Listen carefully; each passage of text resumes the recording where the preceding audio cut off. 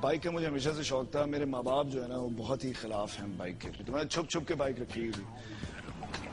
پھر جب یہ پروگرام کرنے کا موقع ملا تو مجھے لگا میں سیریسلی میں سمجھا کہ میں بور ہو جاؤں گا. سارے پاکستان میں گلگت سے لے کے نیچے تک جاؤں گا, جیپ میں پھر رہا ہوں گا, گاڑیوں میں جا رہا ہوں گا. اور یہ بائک ایک ایسی چیز تھی کہ جب آپ گاڑی میں جا رہے ہوتے ہیں گلگت تو یہ ساری جگہیں جب آپ دیکھتے ہیں ہنزا اور سوات اور تو وہ آپ کو لگتا ہے گاڑی کی اسکرین میں سے آپ دیکھ رہے ہیں تو لگتا ہے ٹیلی ویژن دیکھ رہے ہیں آپ. بٹ جب آپ بائک پہ بیٹھے ہوتے ہیں تو آپ جو پارٹ آف دی انوائرمنٹ آپ کو 360 ایک ویو ملے گا اور وہ لوگ بھی دیکھ سکیں گے.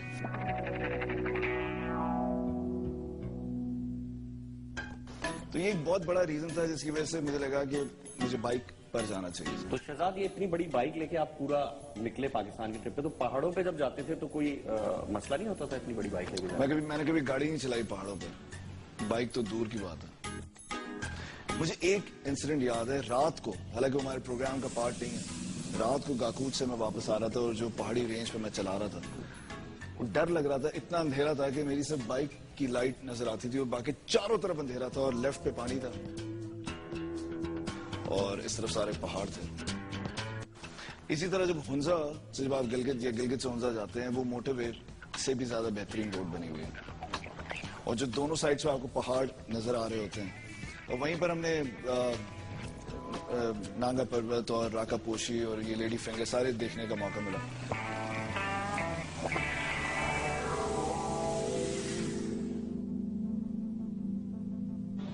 ہم وہیں پر ایک ہنزا کے اندر ایک آرفنیج میں گئے. بڑی پیاری سی بچی تھی. ہم انٹرویو کرنے گئے تھے, لوگوں کا ملنے گئے تھے. وہاں پر اس نے کہا کہ میں نے کہا اچھا آپ بتائیں اور کیا آپ چاہتی ہیں کرنا ہے. وہ کہتی میں آپ کے ساتھ باکسنگ کرنا چاہتی ہوں. میں سوچا شاید مذاق کر رہی ہے. تو اس جگہ پہ وہاں پر انہوں نے باکسنگ رنگ بنایا ہوا تھا اور سارے بچوں کو کراٹے اور باکسنگ سکھاتے ہیں وہ. تو مجھے رنگ کے اندر بلایا اور پراپر ککس ماری انہوں نے مجھے, اور میں شوٹ کر رہا تھا تو مجھے کھانی پڑ رہی تھی. کبھی ادھر مار رہی تھی, کبھی ادھر مار رہی تھی. میں تو ان سے کہا آپ تھوڑا آہستہ مار لیں. انہوں نے اسی اسپیڈ سے ساری ککس ماری. یہ ایک واقعہ تھا جو مجھے یاد ہے. پاکستان کیسا لگا آپ کو جو ہم پڑھتے ہیں کتابوں میں, کیا ویسا ہی ہے؟ پاکستان کو اتنا قریب سے دیکھنے کے بعد مجھے اب فیل ہوتا ہے کہ شاید جو ہم پڑھتے ہیں, جو سنتے ہیں, جو نیوز پہ دیکھتے ہیں بہت فرق ہے. تو جب ہارڈ کور جا کے ہم نے سکولز دیکھے پشاور میں, اور خاص طور پہ پختونخوا کی میں بات کروں گا, ہم سرکاری سکول میں گئے. کیا زبردست ٹیلنٹ تھا وہاں پر لوگوں کا. مجھے بہت خوشی ہو رہی ہے آج یہاں پر اس گورنمنٹ سکول کو دیکھ کر. لیکن ایک بچی مجھے یاد ہے جس طرح سے وہ بول رہی تھی, جس طرح سے ایمان ادھر بیٹھے بول رہی ہے, اس کا کانفیڈنس, جو بات کر رہی ہے, ڈر نہیں ہے, خوف نہیں ہے, جو دماغ میں آ رہا ہے بول رہی ہے. میں بھی ایک لڑکی ہوں, میں آپ کے سامنے بیٹھی ہوں, میں انٹرویو کر رہی ہوں, ٹھیک ہے. آپ اسکول میں ڈائریکٹ آئے, آپ نے مجھے انٹرویو کے لیے کہا کہ میں نے انٹرویو لینا ہے, میں نے آپ کو دیا. تو اتنی اتھارٹی مجھے میرے ماں باپ نے دی ہے, اس کے لیے میں مجھے اور کچھ نہیں چاہیے, اتنی اتھارٹی. پشاور میں بیٹھ کے سرکاری اسکول میں یہ ساری بات چیت کر رہی ہے. یہ پرسپشن بالکل غلط ہے کہ وہ اپنے بچوں کو نہیں پڑھانا چاہتی. آپ کو پتا ہے اسکول کے اندر ایک اور کہاوت کہی جاتی ہے کہ جہاں جہاں پر بھی مار پڑے گی استاد کی, وہاں پر دوزخ کی آگ نہیں جلا سکتی.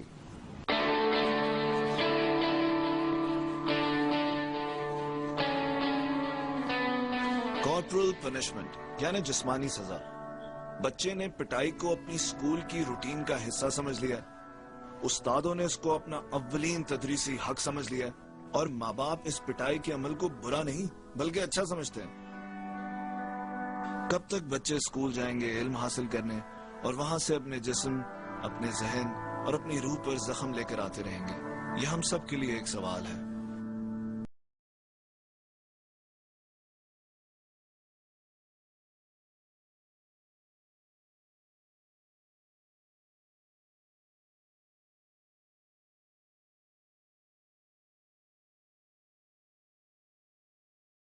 سرکاری اسکول دیکھا ایمان, کبھی موقع لگا جانے کا یا وقت گزارنے کا؟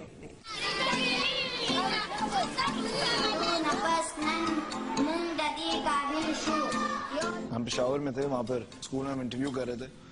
کسی نے بتایا اس کا نام شہزاد روئے ہے. تو کسی نے بتایا کہ ماں لے کر آئی تھی کافی سارے بچوں کو, اور کچھ کے نام رکھے تھے, کچھ کے رکھ رہے تھے, کچھ اس طرح ہو رہا تھا. تو کافی لوگوں کے نام رکھ دیے, اس کا اسد ملک, اس کا فلانا, اس کا بس ہم نے شہزاد رکھا, آگے اب آپ خود رکھ دیں. تو نے کہا وہ شہزاد ایک سنگر ہے, آپ اس کا نام شہزاد روئے لگ دے. تو پچھلے 6 سال سے جب سے بچہ ایڈمٹ ہوا ہے اس کا نام شہزاد روئے ہے.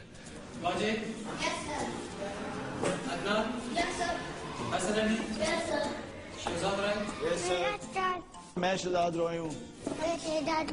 بھائی میں شہزاد روئی ہوں.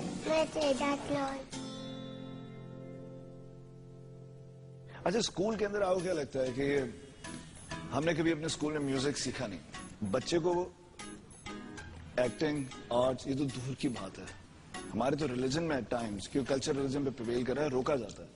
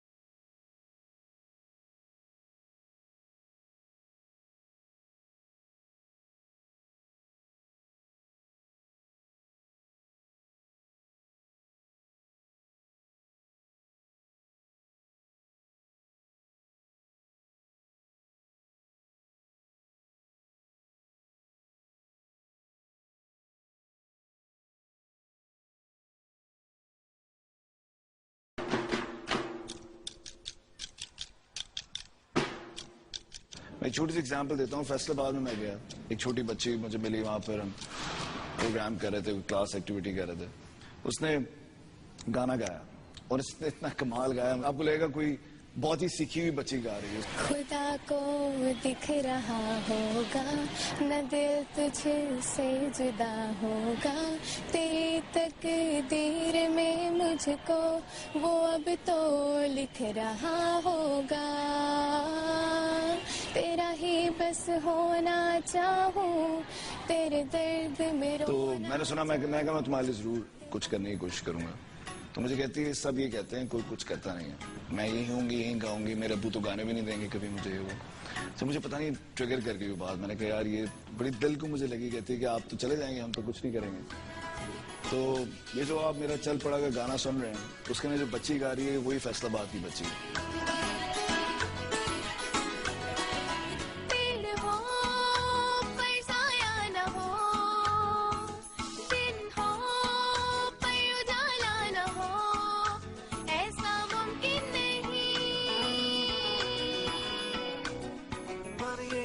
جب سمیہ کے ابو کو میں نے پہلی دفعہ کراچی میں دیکھا تو مجھے ان کی داڑھی اور سٹائل کو دیکھ کے یہ لگا کہ کہیں یہ میری پٹائی نہ کر دیں کہ تم میری بیٹی کو کن غلط کاموں پہ لگا رہے ہو.